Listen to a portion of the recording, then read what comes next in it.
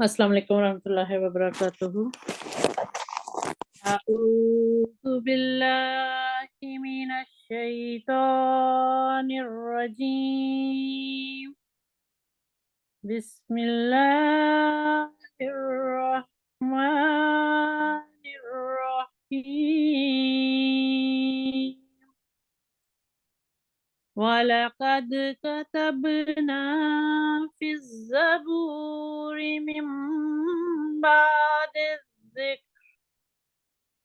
مِن بَعْدِ الذِّكْرِ أَنَّ الْأَرْضَ يَرِثُهَا عِبَادِيَ الصَّالِحُونَ إِنَّ فِي هَذَا لَبَلَاغًا لِقَوْمٍ عَابِدِينَ وَمَا أَرْسَلْنَاكَ إِلَّا رَحْمَةً لِلْعَالَمِينَ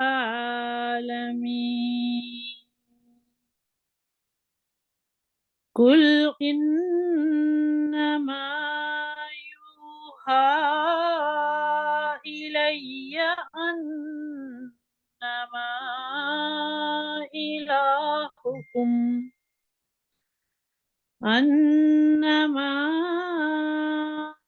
إلهكم إله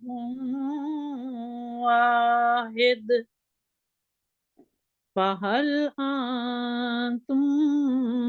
مسلمون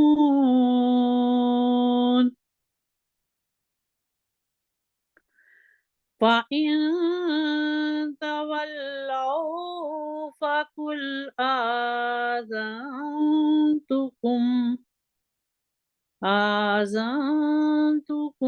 على سواء وإن أدري قريب أم بعيد ما توعدون إنه يعلم الجهر من القول ويعلم ما تكتمون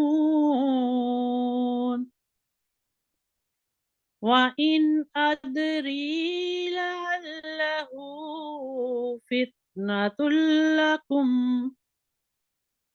فتنة لكم ومتاع إلى حين قال رب احكم بالحق وربنا الرحمن المستعان على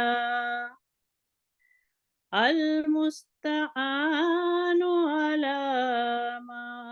تصفون۔ ترجمہ شروع کرتی ہوں اللہ کا نام لے کر جو بڑا مہربان اور بار بار رحم کرنے والا ہے۔ اور یقیناً ہم نے زبور میں ذکر کے بعد یہ لکھ رکھا تھا کہ لازماً معود زمین کو میرے سالے بندے ہی ورثہ میں پائیں گے۔ اس میں یقیناً ایک اہم پیغام ہے عبادت کرنے والے لوگوں کے لیے، اور ہم نے تجھے نہیں بھیجا مگر تمام جہانوں کے لیے رحمت کے طور پر۔ تو کہہ دے کہ یقیناً میری طرف وحی کی جاتی ہے کہ تمہارا معبود ایک ہی معبود ہے، پس کیا تم فرما بردار بنو گے؟ پس اگر وہ منہ موڑ لیں تو کہہ دے کہ میں نے تم سب کو برابر اطلاع کر دی ہے، اور میں نہیں جانتا کہ جس کا تم وعدہ دیے جاتے ہو وہ قریب ہے یا دور۔ یقیناً وہ اونچی آواز میں بات کا بھی علم رکھتا ہے اور اس کا بھی علم رکھتا ہے جو تم چھپاتے ہو، اور میں نہیں جانتا شاید کہ وہ تمہارے لیے آزمائش ہو اور ایک مدت تک عارضی فائدہ اٹھانا ہو۔ اس یعنی رسول نے کہا، اے میرے رب، تو حق کے ساتھ فیصلہ کر، اور ہمارا رب وہ رحمان ہے جس سے مدد کی استدعا کی جاتی ہے اس کے خلاف جو تم باتیں بناتے ہو۔ یہ ورسز میں نے تلاوت کیے ہیں سورۃ الانبیاء کے आयत नंबर 106 से लेकर ये यहाँ पे खत्म हो जाती है 113 तक। तो अब इसका और तर्जुमा मैंने पढ़ा है हज़रत खलीफतुल मसीह राबे रहमतुल्लाह की तर्जुमतुल कुरान में से।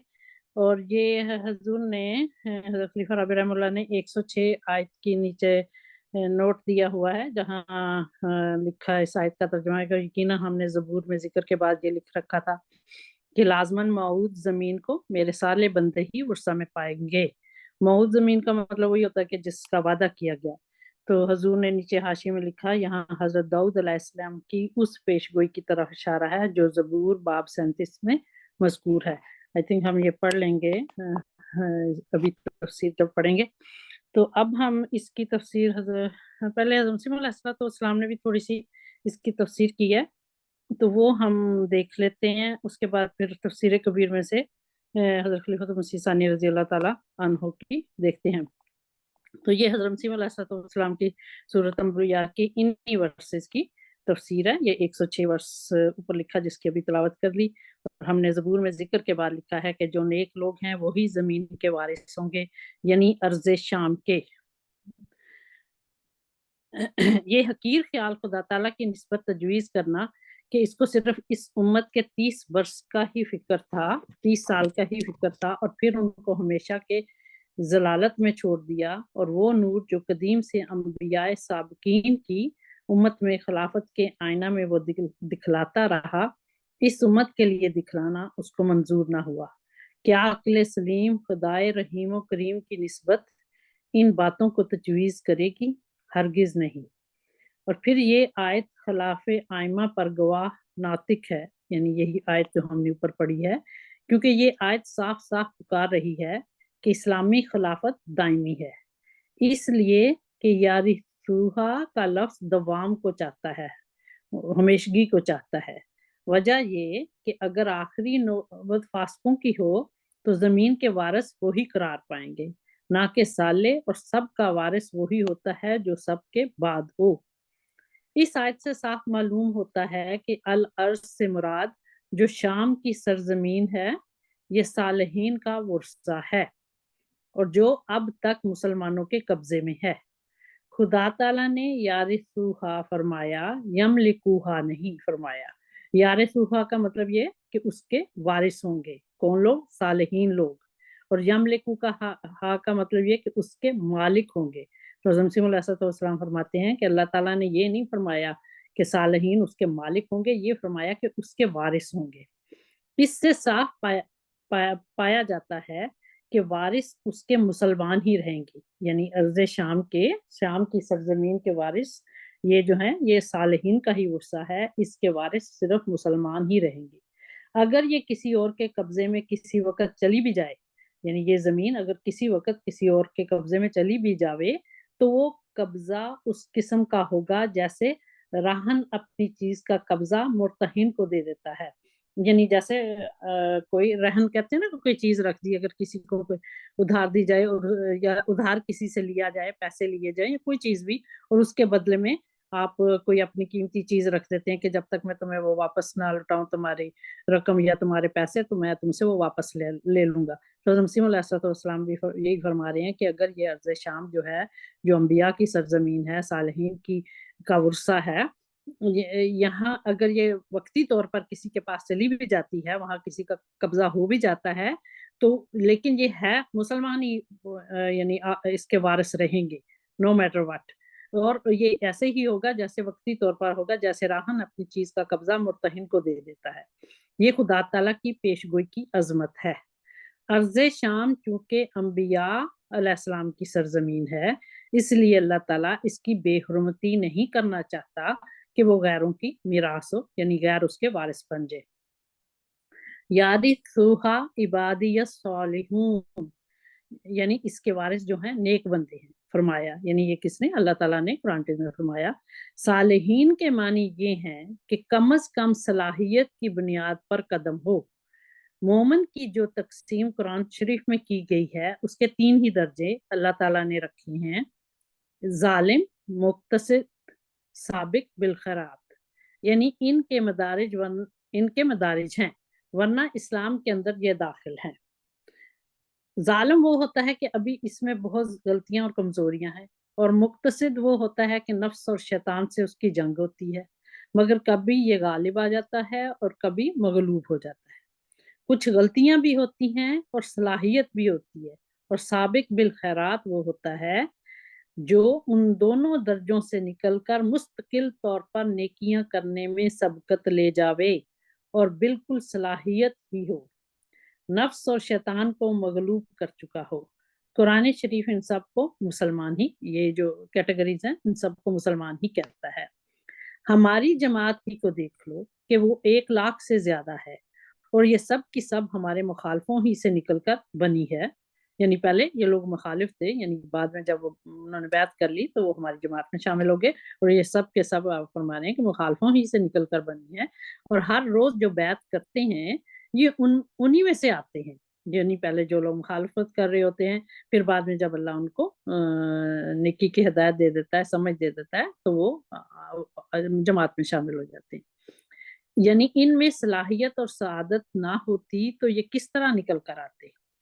بہت سے خطوط اس قسم کی بیعت کرنے والوں کے آئے ہیں کہ پہلے گالیاں دیا کرتے تھے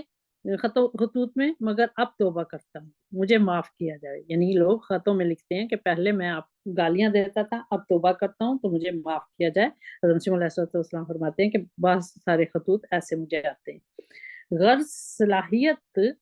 کی بنیاد پر قدم ہو تو وہ صالحین میں داخل سمجھا جاتا ہے، یعنی اگر کسی کے اندر صلاحیت موجود ہو نیکی کرنے کی تو وہ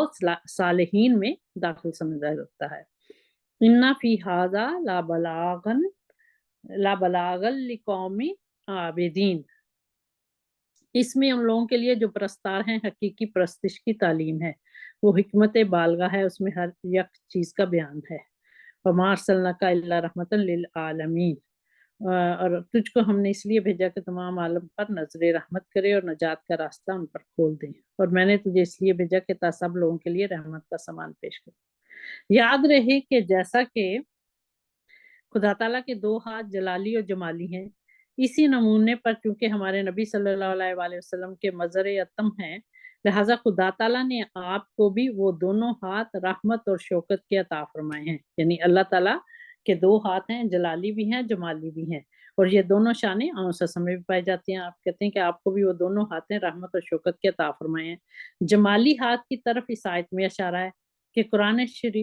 شریف میں ہے وَمَا أَرْسَلْنَاكَ إِلَّا رَحْمَةً لِلْعَالَمِينَ، یعنی ہم نے تمام دنیا پر رحمت کر کے تجھے بھیجا۔ اور جلالی ہاتھ کی طرف اس آیت میں اشارہ ہے وَمَا رَمَيْتَ إِذْ رَمَيْتَ وَلَكِنَّ اللَّهَ رَمَىٰ، یعنی میں نے نہیں مارا بلکہ اللہ تعالیٰ نے مارا۔ اور چونکہ خدا تعالیٰ کو منظور تھا کہ یہ دونوں صفتیں آنسم کی اپنے اپنے وقتوں میں ظہور پذیر ہوں، جلالی بھی اور جمالی بھی، اس خدا تعالیٰ نے صفت جلالی کو صحابہ رضی اللہ عنہم کے ذریعے سے ظاہر فرمایا، اور صفت جمالی کو مسیح موعود علیہ السلام اور اس کے گروہ کے ذریعے سے کمال تک پہنچایا۔ جلالی صرف جو آنسم کی تھی،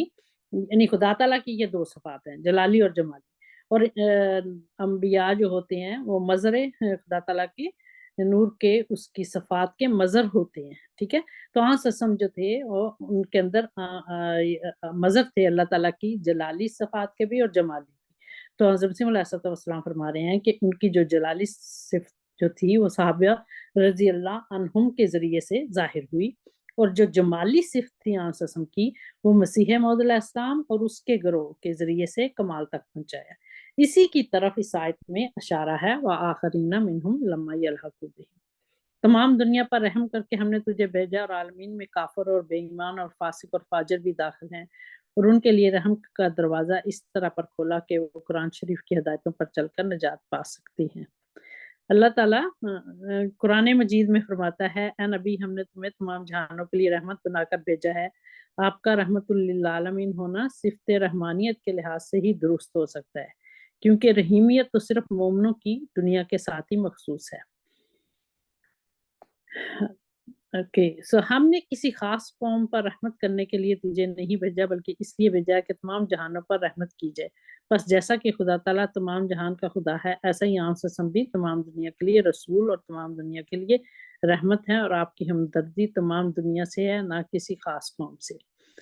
जबकि हमारी नबी सल्लल्लाहु अलैहि वसल्लम पैदा हुए थे, उस वक़्त भी चूँकि दुनिया की हालत बहुत ही काबिल रहम हो गई थी, इख़लाक़, अमाल, अक़ाइद सबका नामो-निशान उठ गया था, इसलिए इस उम्मत को मरहूमा कहा गया, क्योंकि इस वक़्त बड़ी ही रहम की ज़रूरत थी।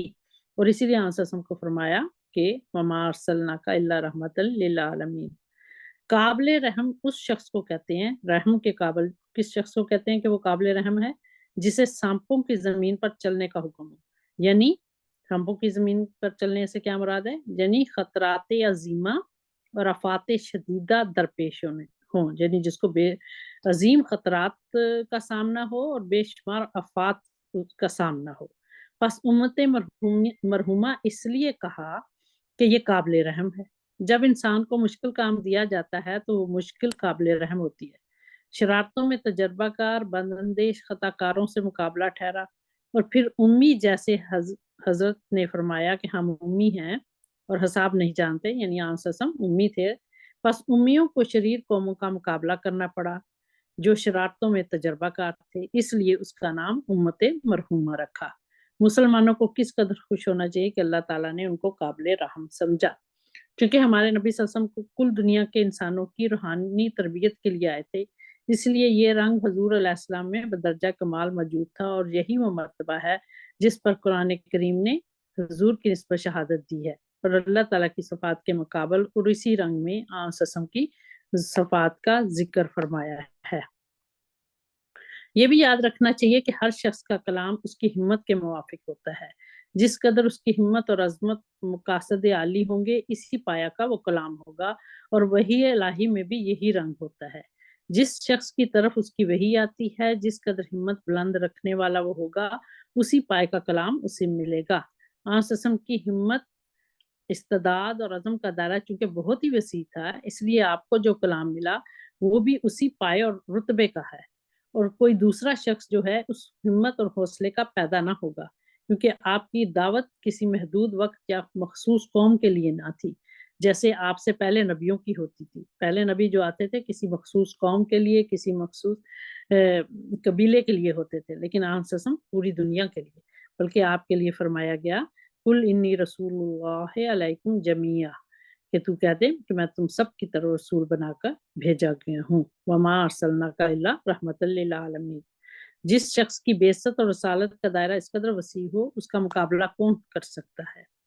याद रखो कि किताब मजीद के भेजने और ससम की बेइज्जत से अल्लाह ताला ने ये चाहा है कि दुनिया पर अज़ीमुश्शान रहमत का नमूना दिखावे, जैसे फरमाया वमा अरसलनाका इल्ला रहमतन लिल आलमीन।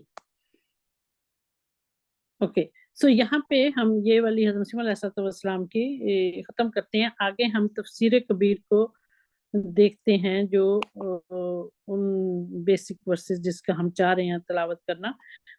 उसको हम देख लेते हैं। हाँ, ये वाले 100 जो हज़ूर ने इरशाद फरमाया, कि मैं इसका तर्जुमा दोबारा पढ़ती हूँ, कि हमने ज़बूर में 106 वर्ष सूरत अल-अंबिया का, कि हमने ज़बूर में कुछ नसीहतें करने के बाद ये लिख छोड़ा है कि अर्ज़ मुक़द्दस के वारिस मेरे नेक बंदे होंगे। इस मज़मून में एक पैगाम है, इस कौम के लिए जो इबादत गुज़ार है, और हमने तुझे दुनिया के लिए सिर्फ़ रहमत बनाकर भेजा। ये 106 से 108 तक का तर्जुमा है। हज़रत खलीफत मसीह सानी रज़ी अल्लाह तआला अन्हु की अब हम तफ़सीर पढ़ रहे हैं, तफ़सीर कबीर में से। आप फरमाते हैं कि हमने यानी अल्लाह ताला फरमाता है कि हमने ज़बूर में कुछ शराइत बयान करने के बाद ये बात लिख छोड़ी है कि अर्ज़ मुक़द्दस के वारिस हमारे नेक बंदे होंगे। इसमें इबादत गुज़ार बंदों के लिए एक पैगाम है, और हमने तुझको सारी दुनिया की तरफ रहमत बनाकर भेजा है। मतलब ये है कि बाइबल में जो ये पेशगोई थी कि सिर्फ खुदा के नेक बंदे अर्ज़ मुक़द्दस में रहेंगे, इससे कोई उस वक़्त धोखा ना खाए जबकि बनी इसराइल इस मुल्क पर गालिब आ जाएँगे। यानी बाइबल में जो ये पेशगोई थी कि सिर्फ खुदा ताला के नेक बंदे अर्ज़ मुक़द्दस में रहेंगे, उससे कोई उस वक़्त धोखा ना खा जाए जबकि बनी इसराइल जो होंगे वो उस मुल्क पर गालिब आ जाएँगे, क्योंकि इस पेशगोई में इस तरफ भी इशारा था کہ اگر کوئی وقفہ پڑا تو پھر خدا کے بندے اس ملک پر غالب آ جائیں گے،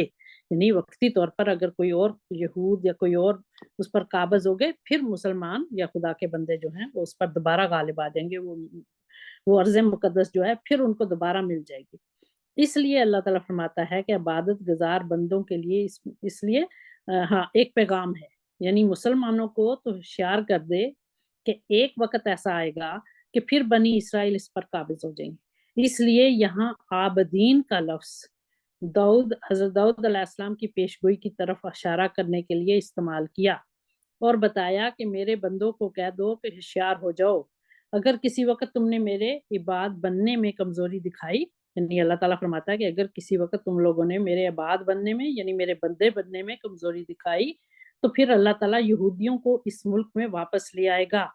لیکن مسلمانوں کو چاہیے کہ پھر عبادت گزار بن جائے، یعنی بے شک یہودی اس پر قابض ہو جائیں، مسلمانوں کو اپنی کوشش جاری رکھنی چاہیے، پھر انہیں چاہیے کہ دوبارہ وہ اگر وہ راہ راستے بھٹک گئے ہیں پھر وہ عبادت گزار بن جائیں، خدا کی طرف واپس آ جائیں، اس کے نتیجے میں وہ پھر غالب آ جائیں گے۔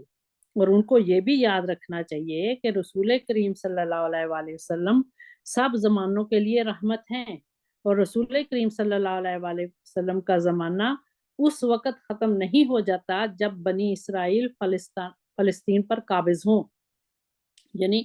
سسم جو ہیں سارے جہانوں کے لیے رحمت ہے، سارے زمانوں کے لیے رحمت ہے، اور اگر سسم کا زمانہ ختم نہیں ہو جاتا جبکہ بنی اسرائیل فلسطین پر قابض ہو جاتے ہیں، بلکہ اس کے بعد بھی وہ زمانہ ہے جس کے لیے رسول کریم صلی اللہ علیہ وسلم رحمت ہیں، بس مایوس نہیں ہونا چاہیے۔ جب دوبارہ رحمت الہی جوش میں آ جائے گی، مسلمان دوبارہ فلسطین میں غالب آ جائیں گے۔ اس آیت میں زبور کی جس پیشگوئی کی طرف اشارہ کیا گیا ہے اس کا ذکر زبور باب 37 میں آتا ہے، اس میں لکھا ہے، یہ نیچے پیشگوئی لکھی گئی ہے جو قرآن شریف کی آیت نمبر اوپر 106 میں اللہ تعالیٰ نے زبور کی جس پیشگوئی کا ذکر کیا ہے وہ پیشگوئی یہ ہے: تو بد کرداروں کے سبب سے بیزار نہ ہو اور بدی کرنے والوں پر رشک نہ کر، کیونکہ وہ گھاس کی طرح جلد کاٹ ڈالے جائیں گے۔ کہ بدی کرنے والوں پر جو برائی کرتے ہیں ان پر رشک نہ کر، کیونکہ وہ گھاس کی طرح جلد کاٹ ڈالے جائیں گے اور سبزے کی طرح مرجھا جائیں گے۔ خداوند پر توکل کر اور نیکی کر، ملک میں آباد رہ اور اس کی وفاداری سے پرورش پا، خداوند میں مسرور رہ، وہ تیرے دل کی مرادیں پوری کرے گا۔ اپنی راہ خداوند پر چھوڑ دے، اسی پر توکل کر، وہی سب کچھ کرے گا۔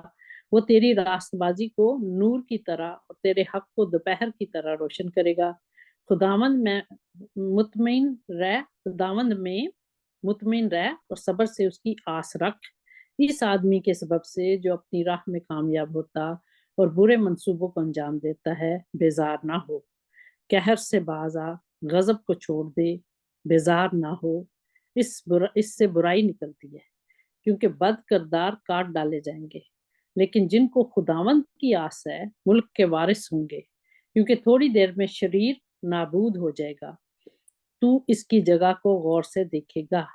پر وہ نہ ہوگا، لیکن حلیم ملک کے وارث ہوں گے اور سلامتی کی فراوانی سے شادمان رہیں گے۔ زبور باب 37 آیت 1 تا 11۔ سو یہ زبور میں پیشگوئی موجود ہے۔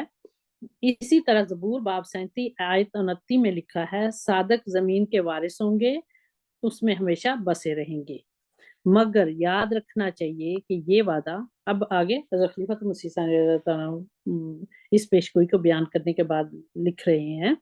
یاد رکھنا چاہیے کہ یہ وعدہ ارض مقدس کے متعلق بنی اسرائیل سے کیا گیا تھا،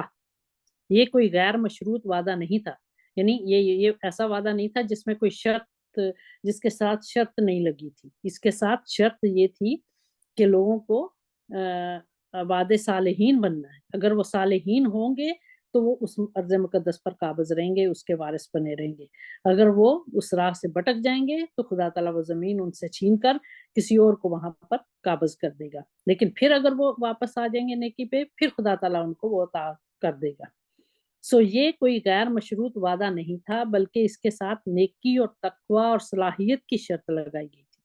اور انہیں کھلے طور پر بتا دیا گیا تھا کہ اگر تم نے شرارتوں پر کمر باندھ لی اور بد کرداریوں کو اپنا شیوا بنا لیا تو یہ ملک تم سے چھین لیا جائے گا۔ چنانچہ حضرت موسیٰ علیہ السلام نے انہیں انتباہ کرتے ہوئے یعنی انہیں تنبیہ کرتے ہوئے فرمایا اگر تم میں سرکشی پیدا ہو گئی تو جیسے تمہارے ساتھ بلائی کرنے اور تم کو بڑھانے سے خداوند خوشنود ہوا، یعنی اللہ تعالیٰ جس طرح تمہارے ساتھ بھلائی کرنے میں اور تمہیں ترقی دینے میں خوش ہوا، ایسے ہی تم کو فنا کرانے اور ہلاک کر ڈالنے سے خداوند خوش ہوگا کہ اگر تم برائیوں میں پڑ گئے تو، اور تم اس ملک سے اکھاڑ دیے جاؤ گے جہاں اس پر قبضہ کرنے کو جا رہا ہے، اور خداوند تجھ کو زمین کے ایک سرے سے دوسرے سرے تک تمام قوموں میں پراگندہ کرے گا، وہاں تو لکڑی اور پتھر کے اور معبودوں کی جن کو تو یا تیرے باپ دادے جانتے بھی نہیں پرستش کرے گا۔ یہ استثناء باب 28 آیت 63 اور 64۔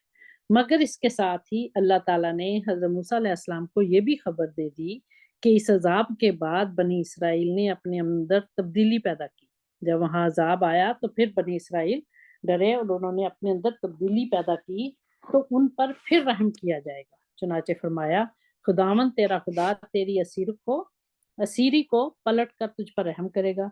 پھر تجھ کو سب قوموں میں سے جن میں خداوند تیرے خدا نے تجھ کو پراگندہ کیا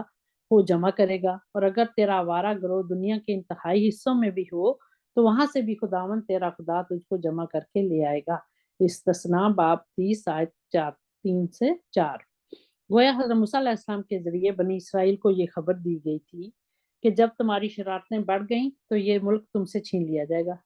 مگر اس کے کچھ عرصے بعد اللہ تعالیٰ تم پر رحم کرے گا اور یہ زمین پھر تمہارے سپرد کر دی جائے گی۔ مگر اس کے بعد پھر دوبارہ ایک تباہی کی خبر دی گئی اور بتایا گیا کہ یہود پھر سرکش ہو جائیں گے اور پھر ان پر الہی عذاب نازل ہوگا اور وہ اس ملک سے نکال دیے جائیں گے۔ چنانچہ حضرت موسیٰ علیہ السلام نے اس کی بھی پیشگوئی کی اور فرمایا کہ انہوں نے اجنبی معبودوں کے باعث غیرت اور مکروہ سے اسے غصہ دلایا۔ خداوند نے یہ دیکھ کر ان سے نفرت کی کیونکہ اس کے بیٹوں اور بیٹیوں نے اسے غصہ دلایا۔ اس جگہ تمام یہودی مردوں اور عورتوں کو خدا تعالیٰ کے بیٹے اور بیٹیاں قرار دیا گیا ہے۔ تب اس نے کہا میں اپنا منہ ان سے چھپا لوں گا اور دیکھوں گا کہ ان کا انجام کیسا ہوگا، کیونکہ وہ گردن کش نسل اور بے وفا اولاد ہیں۔ میں ان پر آفتوں کا ڈھیر لگاؤں گا اور اپنے تیروں کو ان پر ختم کروں گا، وہ بھوک کے مارے گل جائیں گے اور شدید حرارت اور سخت ہلاکت کا لقمہ ہو جائیں گے، اور میں ان پر درندوں کے دانت اور زمین پر سرکنے والے کیڑوں کا زہر چھوڑ دوں گا، وہ تلوار سے مریں گے۔ کوٹھڑیوں کے اندر خوف سے جوان مرد اور کنواریاں، دودھ پیتے بچے اور پکے بال والے سب یوں ہی ہلاک ہوں گے۔ استثناء باب 32 آیت نمبر 16 تا 25۔ حضرت پھر آگے خلیفہ ثانی فرماتے ہیں کہ غرض حضرت موسیٰ علیہ السلام کے ذریعے بنی اسرائیل کو 2 تباہیوں کی خبر دی گئی تھی اور بتایا گیا تھا کہ اس ملک پر تمہارا قبضہ دائمی نہیں ہوگا، بلکہ پہلے تمہارا قبضہ ہوگا، پھر تم نکالے جاؤ گے، پھر تمہارا قبضہ ہوگا، پھر تم نکالے جاؤ گے۔ اللہ تعالیٰ کا یہ کلام کس شان اور عظمت سے پورا ہوا اس کی تفصیل سورہ بنی اسرائیل کے مطالعے سے معلوم ہو سکتی ہے، جس میں اللہ تعالیٰ فرماتا ہے وَقَضَيْنَا إِلَىٰ بَنِي إِسْرَائِيلَ فِي الْكِتَابِ لَتُفْسِدُنَّ فِي الْأَرْضِ مَرَّتَيْنِ وَلَا تَعْلُنَّ عُلُوًّا كَبِيرًا فَإِذَا جَاءَ وَعْدُ أُولَاهُمَا بَعَثْنَا عَلَيْكُمْ عِبَادًا لَنَا أُولِي بَأْسٍ شَدِيدٍ فَجَاسُوا خِلَالَ الدِّيَارِ وَكَانَ وَعْدًا مَفْعُولًا ثم رددنا لكم الكرة عليهم وامددناكم بأموال وبنين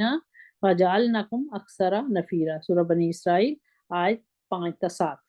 یعنی ہم نے تورات میں بنی اسرائیل کو یہ بات کھول کر پہنچا دی تھی کہ تم یقیناً اس ملک میں 2 دفعہ فساد کرو گے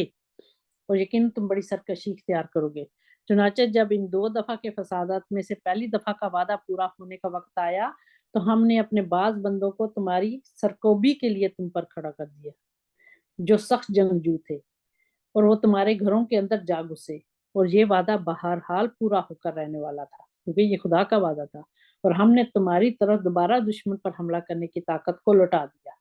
اور ہم نے یعنی پھر تمہیں طاقتور بنا دیا، اور ہم نے مالوں اور بیٹوں کے ذریعے سے تمہاری مدد کی، اور ہم نے تمہیں جتھے کے لحاظ سے پہلے سے بھی زیادہ مضبوط کر دیا۔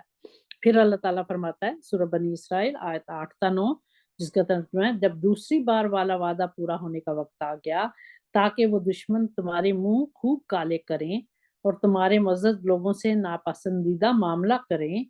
اور اسی طرح مسجد میں داخل ہوں جس طرح وہ اس مسجد میں پہلی بار داخل ہوئے تھے، اور جس چیز پر غلبہ پائیں اسے بالکل تباہ و برباد کر دیں، تو ہم نے اپنی اس پیشگوئی کو بھی پورا کر دیا، مگر اب بھی کچھ بعید نہیں کہ تمہارا رب تم پر رحم کر دے، لیکن اگر تم پھر اپنے اس رویے کی طرف لوٹے تو ہم بھی اپنے عذاب کی طرف لوٹیں گے، یعنی یہ خدا تعالیٰ کہہ رہا ہے، اور یقیناً ہم نے جہنم کو کافروں کے لیے قید خانہ بنایا ہے۔ ان آیات سے ظاہر ہے کہ خدا تعالیٰ کے یہ وعدہ تھا کہ فلسطین کا ملک خدا تعالیٰ کے نیک بندوں کو ملے گا، اور چونکہ پہلے یہود سے یہ وعدہ کیا گیا تھا اس لیے ان کو یہ ملک ملا، مگر ملک دیتے وقت خدا تعالیٰ نے کچھ شرائط بھی عائد کر دی، کچھ شرطیں رکھ دی، فرمایا کہ کچھ عرصے کے بعد تمہاری شرارتوں کی وجہ سے ہم یہ ملک تم سے چھین لیں گے۔ چنانچہ فرمایا فائدہ جا وعد اولاہما باسنا علیکم عباد لنا اولی باس شدید فجاسو خلال الدیار، جب ان دو بار کے فسادوں میں سے پہلی بار کا وعدہ پورا ہونے کا وقت آئے گا تو ہم اپنے حکم کے ساتھ ایک قوم کو مقرر کریں گے جو بڑی فوجی طاقت رکھتی ہوگی، اور وہ فلسطین کے تمام شہروں میں گھس جائے گی اور تمہاری حکومت کو تباہ کر دے گی، مگر ثم رددنا لکم الکرۃ علیہم، کچھ مدت کے بعد یہ ملک ہم تم کو واپس دے دیں گے اور تمہاری طاقت اور قوت کو بحال کر دیں گے، وَأَمْدَدْنَكُمْ بِأَمْوَالٍ وَبَنِينَ وَجَعَلْنَكُمْ أَكْثَرَ نَفِيرًا، اور ہم تم کو مال بھی دیں گے اور بیٹے بھی دیں گے اور تمہیں تعداد میں بھی بہت بڑھا دیں گے، لیکن پھر ایک وقت کے بعد ہم دوبارہ یہ ملک تم سے چھین لیں گے۔ چنانچہ فرمایا جب دوسرا وعدہ پورا ہونے کا وقت آئے گا تو اس لیے کہ وہ لوگ جن کو عارضی طور پر ہم یہ ملک دینے والے ہیں وہ تمہارے منہ خوب کالے کریں، اور جس طرح پہلی دفعہ انہوں نے تمہاری عبادت گاہ کی بے حرمتی کی تھی اسی طرح اس دفعہ بھی اس کو ذلیل کریں، یہ دشمن پھر تمہارے ملک میں جا گھسے گا اور تمہاری عبادت گاہ کو ذلیل کرے گا اور جس علاقے میں جائے گا تباہی مچاتا چلا جائے گا، مگر فرمایا عسیٰ ربکم ان یرحمکم، کچھ وعید نہیں کہ اب بھی تمہارا رب تم پر رحم کر دے، یعنی اس کے بعد پھر ہم یہ فیصلہ کریں گے کہ یہ ملک واپس دے دیا جائے، مگر یہاں یہ نہیں فرمایا کہ وہ یہودیوں کو دیا جائے گا، بلکہ فرمایا عسیٰ ربکم ان یرحمکم، یعنی خدا تم پر رحم کرے گا، یعنی اس بدنامی کو دور کر دے گا جو تمہاری دنیا میں ہوئی، فَإِنْ عُدْتُمْ عُدْنَا، اور اگر تم اپنی شرارتوں سے پھر بھی باز نہ آئے تو ہم بھی اپنی اسی سنت کی طرف لوٹیں گے، خدا تعالیٰ کہتا ہے، اور پھر یہ ملک تم سے چھین لیں گے، وَجَعَلْنَا جَهَنَّمَ لِلْكَافِرِينَ حَصِيرًا، اور جہنم کو ہم تمہارے لیے قید خانہ بنا دیں گے، یعنی پھر تم اس ملک میں واپس نہیں آ سکو گے۔ چنانچہ دیکھ لو خدا تعالیٰ نے کہا تھا کہ یہ ملک کچھ عرصے تمہارے پاس رہے گا مگر اس کے بعد چھینا جائے گا، چنانچہ بابلی فوجیں آئیں اور انہوں نے عبادت گاہیں بھی تباہ کی، شہر بھی تباہ کیے، سارے ملک پر قبضہ کر لیا اور تقریباً 150 سال تک حکومت کی، اس کے بعد وہ حکومت بدل گئی اور پھر یہودی اپنے ملک پر قابض ہو گئے۔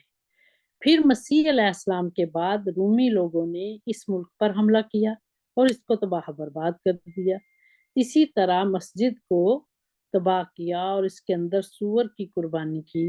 اور اس پر ان کا لمبے عرصے تک قبضہ رہا، لیکن آخر رومی بادشاہ عیسائی ہو گیا، اس لیے یہاں یہ نہیں فرمایا تھا کہ یہودیوں کو یہ ملک واپس کیا جائے گا، بلکہ فرمایا تھا کہ پھر ہم تم پر رحم کریں گے، یعنی تمہاری وہ بے عزتی دور ہو جائے گی۔ چنانچہ جب رومی بادشاہ عیسائی ہو گیا تو پھر وہ موسیٰ علیہ السلام کو بھی ماننے لگ گیا، داؤد علیہ السلام کو بھی ماننے لگ گیا، اسی طرح باقی جس قدر انبیاء تھے ان کو بھی ماننے لگ گیا تھا، وہ عیسیٰ علیہ السلام کو ماننے والا، لیکن حضرت عیسیٰ علیہ السلام بھی چونکہ موسوی سلسلے سے تعلق رکھتے تھے،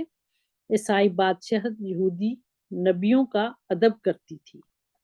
تورات کا ادب کرتی تھی، بلکہ تورات کو بھی اپنی مقدس کتاب سمجھتی تھی، گویا خدا کا رحم ہو گیا، مگر فرماتا ہے ان اتم ادنا، اگر اس کے بعد تم لوگ پھر بگڑے اور شرارتیں کی تو پھر ہم تمہارے ہاتھ سے یہ بادشاہ نکال دیں گے، یعنی پھر مسلمان آ جائیں گے اور ان کے قبضے میں یہ ملک چلا جائے گا اور وہ عبادی صالحون بنیں گے، یعنی اللہ کے نیک بندے بنیں گے،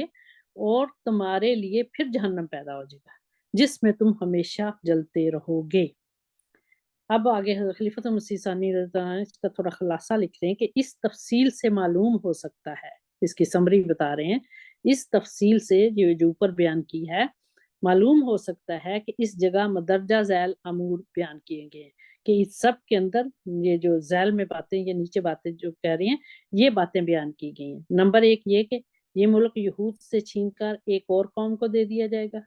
نمبر دو، کچھ عرصے کے بعد پھر یہ ملک یہود کو واپس مل جائے گا۔ نمبر تین، کچھ عرصے کے بعد یہ پھر ان سے چھین لیا جائے گا۔ نمبر چار، اس کے بعد یہ ملک پھر واپس کیا جائے گا مگر یہود کے ہاتھ نہیں آئے گا بلکہ موسوی سلسلے کے ماننے والوں یعنی عیسائیوں کے ہاتھ میں چلا جائے گا۔ نمبر پانچ، اگر پھر شرارت کی گئی، اب اس میں عیسائی بھی شامل ہو گئے کیونکہ وہ بھی یہودیوں کا ایک گروہ تھے، تو پھر یہ زمین ان سے چھین لی جائے گی اور ایک اور قوم کو دے دی جائے گی یعنی مسلمانوں کو، مگر اس جگہ یہ نہیں فرمایا کہ وہ مسجد میں داخل ہو کر اس کی ہتک کریں گے،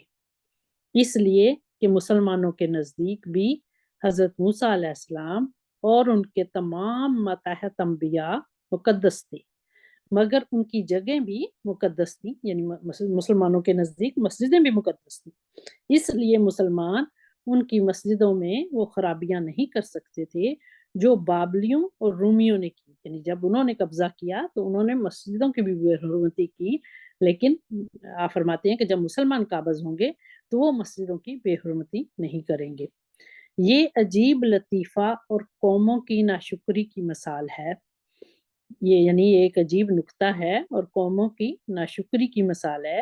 کہ بابلیوں نے یہودیوں کے ملک کو تباہ کیا، ان کی مسجد کو ذلیل کیا۔ یورپین مصنف کتابیں لکھتے ہیں تو بابلیوں کو کوئی گالی نہیں دیتا، کوئی ان کو برا بلا نہیں کہتا، کوئی ان پر الزام نہیں لگاتا۔ رومیوں نے اس ملک کو لیا اور اس مسجد میں خنزیر کی قربانیاں کی۔ عیسائی رومی تاریخ پر کتابیں لکھتے ہیں، گبن نے بھی history of the decline and fall of the Roman empire لکھی ہے، مگر سب کتابوں کو دیکھ لو، وہ کہتے ہیں رومن امپائر جیسی اچھی امپائر کوئی نہیں۔ انسائکلوپیڈیا جو زیر لفظ رومن امپائر، حالانکہ انہوں نے ان کی مسجد کو گندا کیا، مگر وہ قوم جس نے ان کی مسجد کو گندا نہیں کیا اس کو گالیاں دی جاتی ہیں۔ حضرت عمر رضی اللہ تعالیٰ عنہ کے زمانے میں فلسطین فتح ہوا، جو حضرت رضی اللہ عنہ فرماتے ہیں کہ حضرت عمر رضی اللہ تعالیٰ عنہ کے زمانے میں جب فلسطین فتح ہوا اور جس وقت آپ یروشلم گئے تو یروشلم کے پادریوں نے باہر نکل کر شہر کی کنجیاں یعنی شہر کی جو چابیاں آپ کے حوالے کی، حضرت عمر رضی اللہ تعالیٰ عنہ کے حوالے کی، اور کہا کہ آپ اب ہمارے بادشاہ ہیں، آپ مسجد میں آ کر 2 نفل پڑھ لیں تاکہ آپ کو تسلی ہو جائے کہ آپ نے ہماری مقدس جگہ میں جو آپ کی بھی مقدس جگہ ہے نماز پڑھ لی ہے۔ حضرت عمر رضی اللہ تعالیٰ عنہ نے کہا میں تمہاری مسجد میں اس لیے نماز نہیں پڑھتا کہ میں ان کا خلیفہ ہوں، کل کو یہ مسلمان اس مسجد کو چھین لیں گے اور کہیں گے کہ یہ ہماری مقدس جگہ ہے، اس لیے باہر ہی نماز پڑھوں گا تاکہ تمہاری مسجد نہ چھینی جائے، یعنی مسجد کے اس بات پر کہ حضرت عمر رضی اللہ عنہ چونکہ نماز پڑھ لی تو مسلمان سمجھے گے کہ یہ اب ان کی ہوگی تو قبضہ کریں گے، تو آپ کہتے ہیں کہ اس جھگڑے کی وجہ سے بہتر یہ ہے کہ میں باہری نماز پڑھ لوں گا۔ پس ایک وہ تھے یعنی حضرت عمر رضی اللہ عنہ جنہوں نے یعنی ایک وہ تھے جو رومی اور بابلی جنہوں نے وہاں خنزیر کی قربانی کی، یورپ کا منہ اس کی تعریف کرتے ہوئے خشک ہوتا ہے، اور ایک وہ تھا جس نے ان کی مسجد میں 2 نفل پڑھنے سے بھی انکار کیا کہ کہیں مسلمان کسی وقت یہ مسجد نہ چھین لیں، اور اس کو رات دن گالیاں دی جاتی ہیں یعنی مسلمانوں کو۔ کتنی ناشکر گزار اور بے حیا قوم ہے۔ اب مسلمانوں کے پاس فلسطین آ جانے کے بعد سوال ہو سکتا ہے کہ یہ ملک یہودیوں کے ہاتھ بھی نہ رہا اور عیسوی سلسلے کے پاس بھی نہ رہا، یہ کیا معمہ ہے، یہ کیا کہانی ہے؟ لیکن اگر غور کیا جائے تو یہ اعتراض نہیں پڑتا، اس لیے کہ بعض دفعہ جب کسی بات پر جھگڑا ہوتا ہے اور وراثت کے کئی دعوے دار بن جاتے ہیں تو سچے وارث کہتے ہیں کہ ہم ان کے وارث ہیں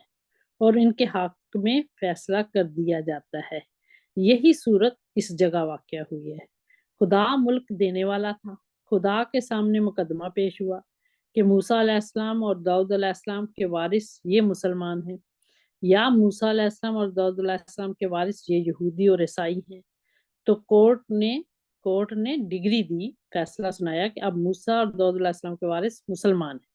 چنانچہ ڈگری سے ان کو غصہ مل گیا، یعنی فیصلہ یہ ہوا مسلمانوں کے حق میں خدا تعالیٰ کی عدالت میں۔ پھر آگے چل کر فرماتا ہے کہ فَإِذَا جَاءَ وَعْدُ الْآخِرَةِ جِئْنَا بِكُمْ لَفِیفًا، سورہ بنی اسرائیل 105۔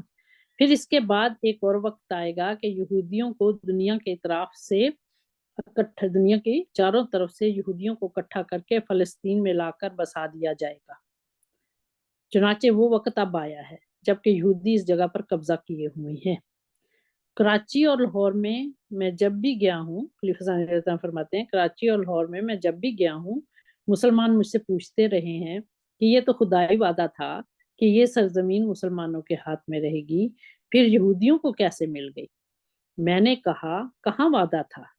قرآن میں تو لکھا ہے کہ پھر یہودی بسائے جائیں گے۔ کہنے لگے اچھا جی، یہ تو ہم نے کبھی نہیں سنا۔ میں نے کہا تمہیں قرآن پڑھانے والا کوئی ہے ہی نہیں،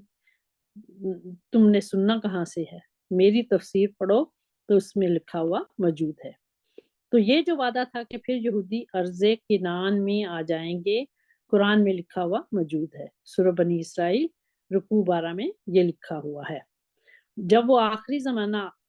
کا وعدہ آئے گا تو پھر ہم تم کو اکٹھا کر کے اس جگہ پر لے آئیں گے۔ اس جگہ وعد الآخرہ سے مراد مسلمانوں کے دوسرے عذاب کا وعدہ ہے، یعنی وہ اوپر آیات میں جو لکھا ہوا ہے وعد الآخرہ کہ آخرت کا وعدہ، اس سے مراد مسلمانوں کے دوسرے عذاب کا وعدہ ہے، اور بتایا کہ مسلمانوں پر جب یہ عذاب آئے گا اور دوسری دفعہ ارض مقدس ان کے ہاتھ سے نکل جائے گی، اس وقت اللہ تعالیٰ پھر یہود کو اس ملک میں واپس لے آئے گا۔ اس جگہ بعض لوگ اعتراض کرتے ہوئے کہا کرتے ہیں کہ یہود کے آنے کی وجہ سے اسلام منسوخ ہو گیا، گویا ان کے نزدیک اسلام کے منسوخ ہونے کی یہ علامت ہے کہ عبادیت صالحون نے اس پر قبضہ کرنا تھا۔ جب مسلمان وہاں سے نکال دیے گئے تو معلوم ہوا کہ مسلمان عبادیت صالحون نہیں رہے، یعنی نیک اللہ کے نیک بندے نہیں رہے۔ یہ اعتراض زیادہ تر بہائی قوم کرتی ہے،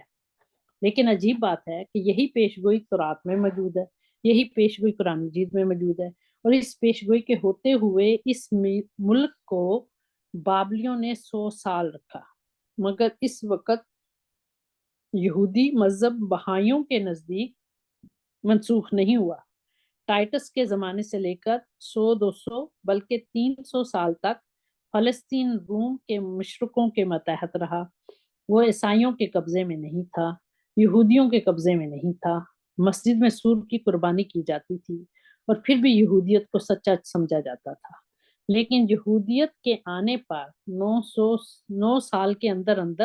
اسلام منسوخ ہو گیا۔ کیسی پاگل پن والی اور دشمنی کی بات ہے! اگر واقع میں کسی غیر قوم کے اندر آ جانے سے کوئی پیشگوئی باطل ہو جاتی ہے اور عارضی قبضہ بھی مستقل قبضہ کہلاتا ہے، تو تم نے 100 سال پیچھے ایک دفعہ قبضہ دیکھا ہے، 300 سال دوسری دفعہ کافروں کا قبضہ دیکھا ہے۔ اس وقت یہودیت کو تم منسوخ نہیں کہتے، اس وقت کی عیسائیت کو تم منسوخ نہیں کہتے، لیکن اسلام کے ساتھ تمہاری عداوت، تمہاری دشمنی اتنی ہے کہ اسلام میں 9 سال کے بعد ہی تم اس قبضے کو منسوخی کی علامت قرار دیتے ہو۔ جب اتنا قبضہ ہو جائے جتنا یہودیت اور عیسائیت کے زمانے میں رہا، تب تو کسی کا حق بھی ہو سکتا ہے کہ کہے لو جی اسلام کے ہاتھ سے یہ ملک نکل گیا، لیکن جب تک اتنا قبضہ چھوڑا जब तक इतना कब्जा छोड़ उसका 10वां हिस्सा भी नहीं हुआ तो इस पर इतराज करना महज अदावत नहीं तो और क्या है, महज दुश्मनी नहीं तो और क्या है। फिर अजीब बात यह है, हज़रत खलीफा मसीह सल्लल्लाहु फरमाते हैं, फिर अजीब बात यह है कि एतराज करने वाले बहाई हैं, बहाई कौम के लोग हैं, जिनका अपना वही हाल है जैसे हमारे यहाँ मसल मशहूर है कि ना आगा ना पीछा, वो इस्लाम पर एतराज करते हैं।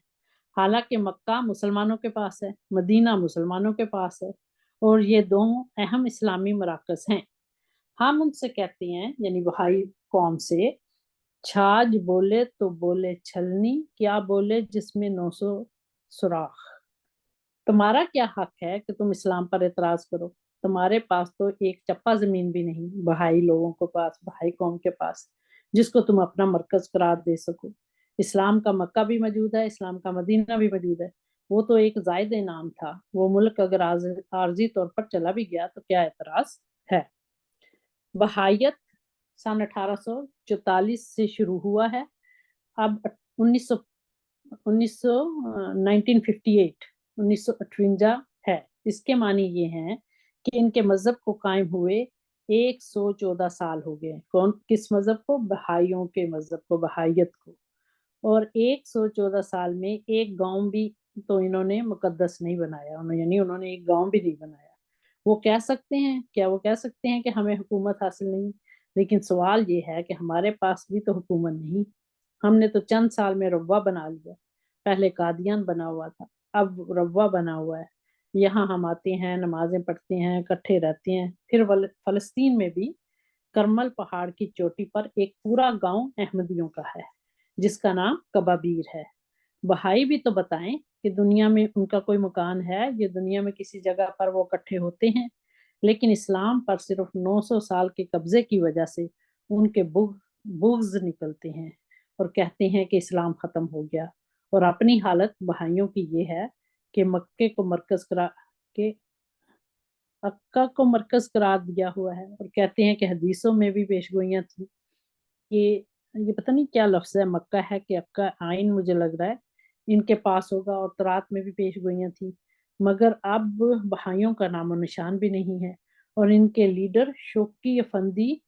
जो अक्का की बजाय साल का अक्सर हिस्सा स्विट्जरलैंड में गुजारा किए हुए, वो भी वफात पा चुके हैं। इनके बाद भी अभी तक बहाइयों का कोई काम मकाम लीडर तजवीज नहीं हुआ। फिर एतराज करते चले जाते हैं और कई जाहिल इनके एतराज़ों से मरगूब हो जाते हैं, उनके रोग में आ जाते हैं। गर्ज हज़रत खलीफा सानी फरमाते रज़ी अल्लाह अन्हु कि गर्ज बाबलियों के आने और रूमियों के आर्जी तौर पर वहां आ जाने को, जिसका अरसा एक दफा 100 साल, दूसरी दफा तकरीबन 300 साल का था। यानी यहूदियों से जब 2 दफा पूछना गया, एक बाबली आए एक दफा, तो इनका अरसा एक दफा 100 साल, दूसरी दफा 300 साल। अगर मूसा अलैहिस्सलाम, दाऊद अलैहिस्सलाम के पैगाम के मनसूख होने की अलामत नहीं करार दिया गया, तो इस वक्त यहूद का आर्जी तौर पर कब्जा, जिसमें सिर्फ चंद साल गुजरे हैं, इस्लाम के मनसूख होने की अलामत किस तरह करार दिया जा सकता है? बल्कि ये तो इसके सादक होने की अलामत है। जब इस्लाम के सादक होने की अलामत है, सच्चा होने की अलामत है। जब उसने खुद ये पेशगोई की हुई थी कि एक दफा मुसलमानों को निकाला जाएगा और यहूदी वापस आएंगे, तो यहूदियों का वापस आना इस्लाम के मनसूख होने की अलामत नहीं, इस्लाम के सच्चा होने की अलामत है। क्योंकि ये पहले से पेशगोई थी जो ऐसे हुआ, क्योंकि जो कुछ कुरान ने कहा था वो पूरा हो गया। बाकी रहा ये कि फिर इबादियत सालिहून के हाथ में किस तरह रहा, यानी वो ये जो कहा गया है कि ये अर्ज मुकद्दस जो है सालिहीन बंदों के हाथ में रहेगी, ये किस तरह रही? सो इसका जवाब ये है कि आर्जी तौर पर कब्जा पहले भी 2 दफा निकल चुका है और आर्जी तौर पर अब भी निकला है। और जब हम कहते हैं आर्जी तौर पर, तो लाजमन इसके ये मानी है कि फिर मुसलमान फलस्तीन में जाएंगे और बादशाह होंगे, और लाजमन इसके ये मानी है कि फिर यहूदी वहां से निकाले जाएंगे, और लाजमन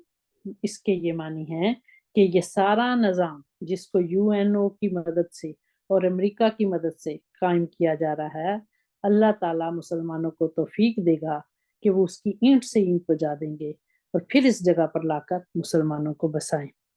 देखो हदीसों में भी ये पेशगोई आती है, हदीसों में भी ये पेशगोई आती है। हदीसों में ये जिक्र है कि फलस्तीन के इलाके में اسلامی لشکر آئے گا اور یہودی اس سے بھاگ کر پتھروں کے پیچھے چھپ جائیں گے، اور جب کوئی مسلمان سپاہی کسی پتھر کے پاس سے گزرے گا تو وہ پتھر کہے گا کہ اے مسلمان خدا کے سپاہی میرے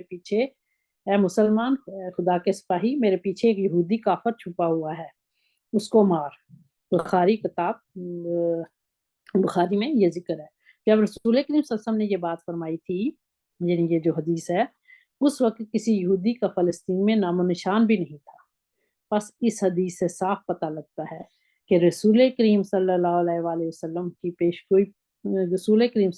پیشگوئی فرماتے ہیں کہ ایک وقت میں یہودی اس ملک پر قابض ہوں گے، مگر پھر خدا مسلمانوں کو غلبہ دے گا اور اسلامی لشکر اس ملک میں داخل ہوں گے اور یہودیوں کو چن چن کے چٹانوں کے پیچھے ماریں گے۔ بس عارضی میں یعنی ٹیمپریری جو میں کہتا ہوں، عارضی میں اس لیے کہتا ہوں کہ ان الارض یارثھا عبادی الصالحون کا حکم موجود ہے، یعنی اس زمین کے وارث کون ہیں؟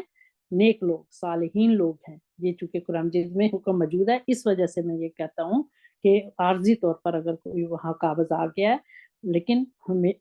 مسلمان ہی اس کے وارث ہیں، حقیقی وارث جو ہیں عباد الصالحون وہی واپس آئیں گے، وہی قبضہ کریں گے۔ مستقل طور پر تو فلسطین عبادیت صالحون کے ہاتھ میں رہنی ہے۔ سو خدا تعالیٰ کے عبادیت صالحون محمد صلی اللہ علیہ وآلہ وسلم کی امت کے لوگ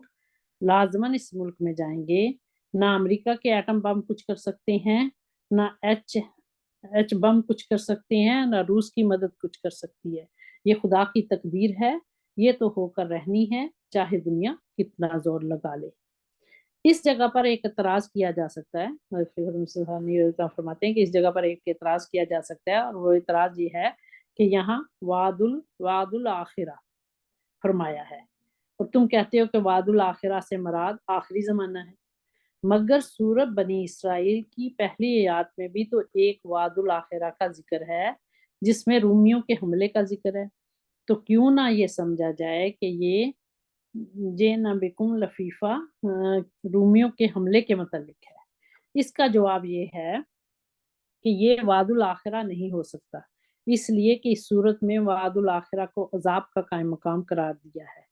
اس صورت میں وعد الآخرہ یعنی آخرت کے آخری وعدہ کو انعام کا قائم مقام قرار دیا ہے۔ یہ کس طرح ہو سکتا ہے کہ عذاب کی پیشگوئی کو انعام سمجھ لیا جائے؟ اس جگہ تو فرمایا ہے کہ جب دوسری دفعہ والا وعدہ پورا ہونے کا وقت آئے گا تو تم کو تباہ کر دیا جائے گا، اور اس آیت میں ذکر ہے کہ جب وعد الآخرہ آئے گا تو پھر تم کو لا کے اس ملک میں بسا دیا جائے گا۔ اس سے صاف پتہ لگتا ہے کہ یہ وعد الآخرہ اور ہے اور وہ وعد الآخرہ اور ہے۔ وہاں وعد الآخرہ سے مراد موسوی سلسلے کی پیشگوئی کی آخری کڑی، اور یہاں وعد الآخرہ سے مراد یہ ہے کہ آخری زمانہ یعنی آنسسم کے زمانے کی پیشگوئی۔ پس یہ الفاظ وہ ملتے ہیں، لیکن دونوں کی عبارت صاف بتا رہی ہے کہ یہ اور وعدہ ہے اور وہ اور وعدہ ہے، وہ وعدہ عذاب کا ہے اور یہ وعدہ انعام کا ہے، اور انعام کا قائم مقام عذاب کا وعدہ نہیں ہو سکتا۔ یہ تھوڑا سا اور ہے، I know that تھوڑا سا ٹائم ہو گیا، لیکن ایک دو تین منٹ اور لگیں گے تو یہ مکمل ہو جائے گا انشاءاللہ۔ اوکے، پھر آگے یہ آیت نمبر 109 اور 10 کی تفسیر میں آپ فرماتے ہیں کہ میری وحی تو توحید پر مشتمل ہے، باقی سب چیزیں اس کے تابع ہیں، بس اگر تم اس آواز کو سن لو تو تم پر فضل ہو جائے گا، اگر اس آواز سے منہ پھیر لو تو اچھی طرح سن لو کہ تمہاری تباہی کے وقت کے متعلق مجھے معلوم نہیں کہ جلد آنے والا ہے یا بدیر یا دیر سے، لیکن وہ آ کر رہے گا۔ خدا تعالیٰ ظاہر بات کو بھی جانتا ہے اور جو تم چھپاتے ہو اسے بھی جانتا ہے، اور میں نہیں جانتا کہ وہ بات جو اوپر بیان ہوئی ہے شاید تمہارے لیے ایک آزمائش ہے اور اس سے ایک عرصے تک تمہیں فائدہ پہنچانا مد نظر ہے۔ یہاں سے یہ تھوڑا سا میرے پاس نہیں تھا آن لائن یہ پیج، تو یہ میں بک میں سے یہ پڑھ رہی ہوں اس آیت کی تفسیر۔ یہاں پہ فرماتے ہیں کہ اس آیت میں رسول کریم صلی اللہ علیہ وآلہ وسلم کو اللہ تعالیٰ کی طرف سے اپنی امت کے متعلق ایک دعا سکھائی گئی اور کہا گیا ہے کہ اے محمد رسول اللہ صلی اللہ علیہ وسلم تو دعا کر کہ خدایا جس وقت مسلمانوں پر تنزل کا زمانہ آئے اور یہودی پھر ارض مقدس میں آ جائیں تو گو میری امت کے لوگ اس وقت کمزور ہوں گے، مگر اصل حکومت تو میری ہی ہوگی جو تیری طرف سے قیامت تک کے لیے خاتم النبیین مقرر ہوا ہوں۔ یعنی یہاں سسم اللہ تعالیٰ سے کہیں گے کہ جس وقت مسلمان اگر تنزل کی طرف چل جائیں، کمزور ہو جائیں، یہودی اس پر قابض ہو جائیں، تو سسم اللہ تعالیٰ سے کہہ رہے ہیں کہ اصل حکومت تو میری ہی ہوگی جو تیری طرف سے قیامت تک کے لیے، کیونکہ میں خاتم النبیین مقرر ہوا۔ پس مسلمانوں کی شکست جو ہے وہ میری شکست ہوگی، اور میں تیرے حضور میں محبوب ہوں، یعنی خدا تعالیٰ سے فرما رہے ہیں، اور یہودی تیرے حضور میں مغضوب ہیں۔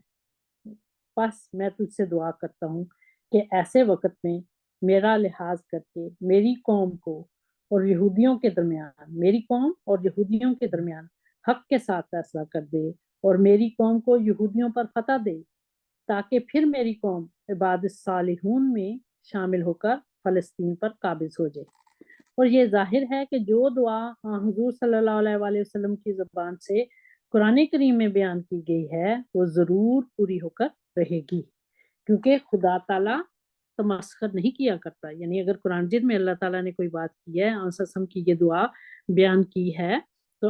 حضرت خلیفۃ مسیح صلی اللہ علیہ وسلم فرماتے ہیں کہ جو دعا وسلم کی زبان سے قرآن مجید میں بیان کی گئی ہے وہ ضرور پوری ہوگی، کیونکہ اللہ تعالیٰ جو ہے وہ تمسخر نہیں کیا کرتا۔ بس مسلمانوں کو ایک طرف تو اپنی اصلاح کی فکر کرنی چاہیے، کیونکہ قرآن مجید کے ذریعے سے خدا تعالیٰ نے ان کو تنبیہ کر دی ہے، اور دوسری طرف انہیں اپنے انجام سے مایوس نہیں ہونا چاہیے، کیونکہ خدا تعالیٰ نے ان کی دوبارہ کامیابی کے لیے حضور صلی اللہ علیہ وآلہ وسلم کے ذریعے سے دعا کروا دی ہے جو پوری ہو کر رہے گی۔ وآخر دعوانا ان الحمد للہ رب العالمین۔ اللہم صلی علی محمد وعلی آل محمد کما صلیت علی ابراہیم وعلی آل ابراہیم انک حمید مجید۔ اللہم بارک علی محمد وعلی آل محمد کما بارکت علی ابراہیم وعلی آل ابراہیم انک حمید مجید۔ جزاک اللہ۔ جزاک اللہ نعیمہ، بہت